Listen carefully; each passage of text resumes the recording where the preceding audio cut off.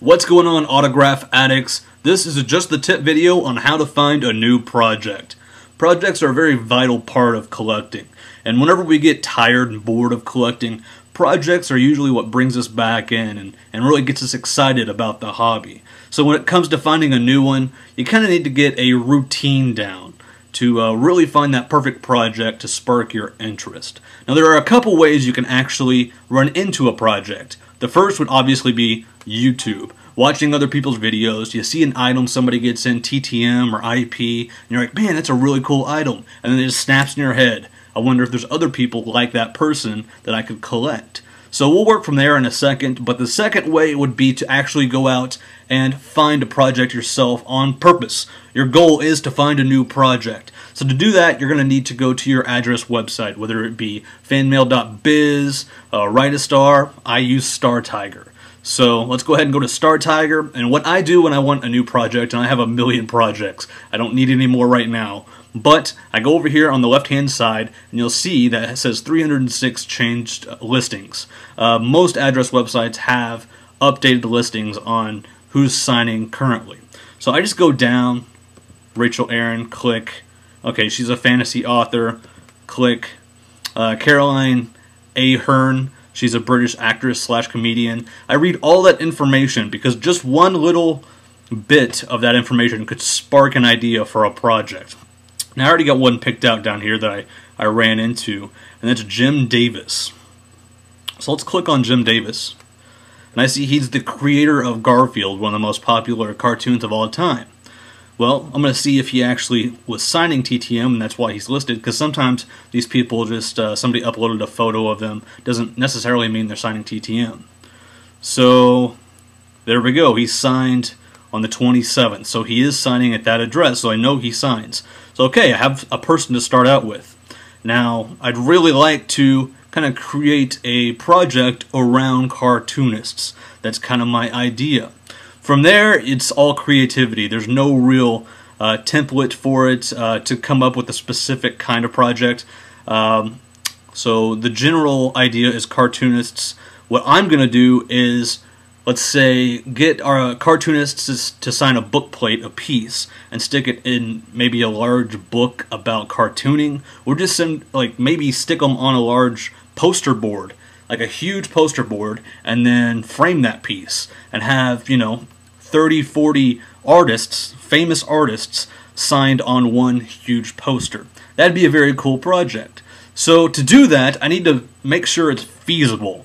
And this is where the research really comes in. Once you're set on a project, you know what you kind of want to do. You want to make sure, first, that you're going to be excited about the project. Second, make sure it's feasible. So here we go. We're going to go to Google. We're going to type in famous cartoonists. Okay, and here at the top, Wikipedia. Wikipedia usually has pretty good lists when you look up stuff. And ignore my robot. We'll wait for it to end. I have a robot rabbit. Anyways, Wikipedia usually has really good lists, but there are lists on other websites, usually sports lists like the top 100 Cubs players of all time. That'll be on a different website, like a WGN website, or some list done by a news website. But here we have a list of cartoonists, and it's a very large list. Now what I'm going to do is just slowly click through here and see how many are living first. So obviously passed away in 1988. Go to Attila. Okay, they're still living, so all I'm going to do is copy the name and search in StarTiger or whatever you use, fanmail.biz, and this person is not in here. So if I'm going to write to this person, I'm going to have to find the address myself. So I'm going to want to take that into consideration. Are these people already found on these address websites? Are they more obscure, and am I going to have to do the research myself? Because you may not have the time to put into that. So just go back to the list and keep on going down. You know, Jim Bamber. So you're going to copy and paste that, go over to StarTiger. Okay, again, not in there. So we're finding with a lot of these famous cartoonists, they're not actually on the site.